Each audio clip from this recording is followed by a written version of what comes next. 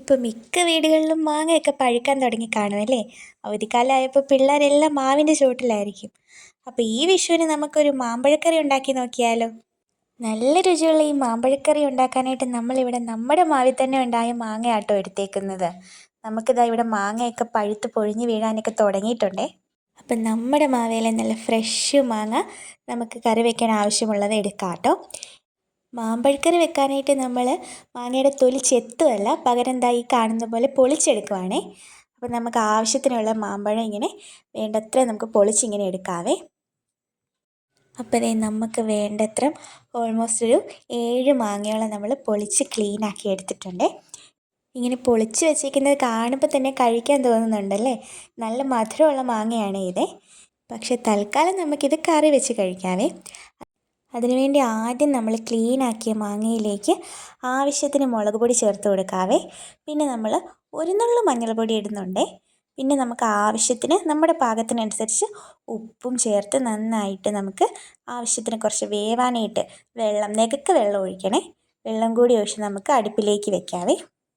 നന്നായിട്ടൊന്ന് മിക്സ് ചെയ്തിട്ട് നമുക്ക് അടുപ്പിലേക്ക് നമുക്ക് വെക്കാം കേട്ടോ. നമ്മളിത് അടച്ച് വെച്ചാട്ടോ വേവിക്കേണ്ടത്. മാങ്ങയൊക്കെ പെട്ടെന്ന് തന്നെ വെന്തിട്ട് ആ സമയത്ത് നമുക്കിതിലേക്ക് വേണ്ടി ഒരു അരപ്പ് തയ്യാറാക്കാവേ. അതിന് വേണ്ടിയിട്ട് ഇവിടെ തേങ്ങ ഒരു അരമുറിയോളം എടുത്തിട്ടുണ്ട്. പിന്നെ ചെറിയ ജീരകം, പിന്നെ കുറച്ച് മഞ്ഞൾപ്പൊടിയും കൂടി എടുത്തിട്ടുണ്ട്. പിന്നെ എരിവിനാവശ്യമായ കാന്താരി മുളക് കൂടി ചേർത്ത് നന്നായിട്ട് നമുക്ക് അരച്ചെടുക്കാവേ. ഇനി നമുക്ക് നമ്മുടെ മാമ്പഴമൊക്കെ വെന്തോ എന്ന് നോക്കാം കേട്ടോ. ഇതിപ്പോൾ നല്ല രീതിയിൽ വെന്ത് വന്നിട്ടുണ്ട്. ഓൾമോസ്റ്റ് നമ്മൾ ഒഴിച്ച വെള്ളത്തിനേക്കാളും കുറച്ചൊക്കെ ഒന്ന് കുറുകിയും കൂടെ വന്നിട്ടുണ്ട്.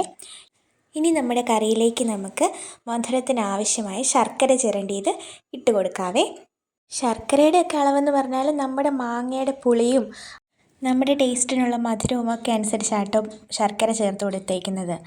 ചിലർ പഞ്ചസാരയും ചേർക്കും, പക്ഷെ അതിലും കുറച്ചുകൂടി ടേസ്റ്റ് വരുന്നത് ശർക്കര ചേർക്കുമ്പോഴാണ്. ഇവിടെ എല്ലാവർക്കും മധുരം ഇഷ്ടമായതുകൊണ്ട് തന്നെ കുറച്ച് കൂടുതൽ ചേർക്കുന്നുണ്ട്. ശർക്കരയും കൂടെ ചേർത്ത് നമുക്ക് നന്നായിട്ട് മിക്സ് ചെയ്ത് കൊടുക്കാവേ. ഈ സമയത്ത് നമുക്ക് ഉപ്പോ മധുരമോ ഒക്കെ ഒന്ന് ടേസ്റ്റ് ചെയ്ത് നോക്കിയിട്ട് ആവശ്യമെങ്കിൽ ചേർത്ത് കൊടുക്കാവേ.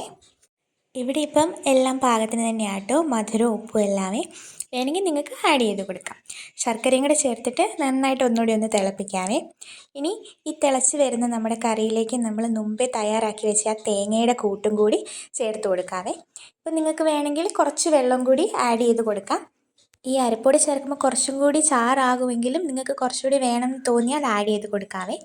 ഇനി നമുക്ക് നന്നായിട്ട് മിക്സ് ചെയ്തിട്ട് ഈ തേങ്ങയുടെ അരപ്പും മാങ്ങയും എല്ലാം കൂടി ഒന്നും കൂടി നന്നായിട്ടൊന്ന് തിളപ്പിച്ചെടുക്കാവേ. ആ അരപ്പിൻ്റെ ആ ഒരു റോ ടേസ്റ്റൊക്കെ മാറുന്നോടം വരെ ഓപ്പൺ ചെയ്ത് വെച്ച് തന്നെ നമുക്ക് നന്നായിട്ട് തിളപ്പിച്ച് കൊടുക്കാവേ.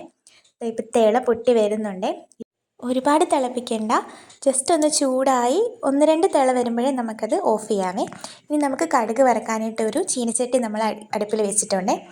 ചട്ടി ചൂടാകുമ്പോൾ നമുക്കതിലേക്ക് ആവശ്യത്തിന് എണ്ണ ഒഴിച്ചു കൊടുക്കാവേ. നിങ്ങൾക്കിവിടെ എണ്ണ ഒഴിക്കുമോ അല്ലെങ്കിൽ നെയ്യുടെ ടേസ്റ്റൊക്കെ ഇഷ്ടമാണെങ്കിൽ നമുക്ക് നെയ്യ് ഉപയോഗിക്കാവേ. ഇവിടെ ഇപ്പം നമുക്ക് നെയ്യ് അധികം ടേസ്റ്റ് ഇഷ്ടമല്ലാത്തത് കൊണ്ടാണ് നമ്മൾ ഓയിൽ എടുത്തേക്കുന്നത്. ഓയിൽ ചൂടാകുമ്പോൾ നമുക്ക് കടുകിട്ട് പൊട്ടിച്ചെടുക്കാവേ. നെയ്യൊക്കെയാണ് ചേർക്കുന്നെങ്കിൽ കുറച്ചുകൂടി നമ്മുടെ കറിക്ക് നല്ലൊരു ഫ്ലേവറും ടേസ്റ്റും കൂടും.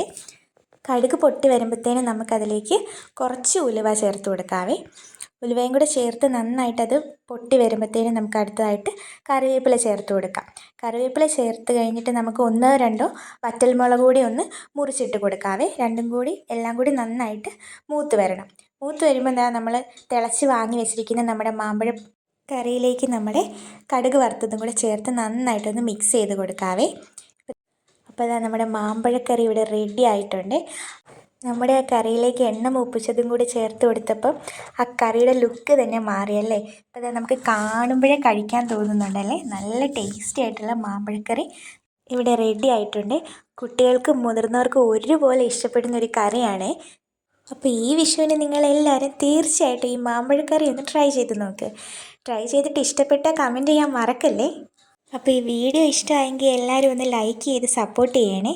തുടർന്ന് ഇതുപോലത്തെ സിമ്പിളായിട്ടുള്ള കുക്കിംഗ് വീഡിയോസ് കാണാനായിട്ട് എൻ്റെ ചാനലും കൂടി എല്ലാവരും ഒന്ന് സബ്സ്ക്രൈബ് ചെയ്ത് സപ്പോർട്ട് ചെയ്യാൻ മറക്കല്ലേ.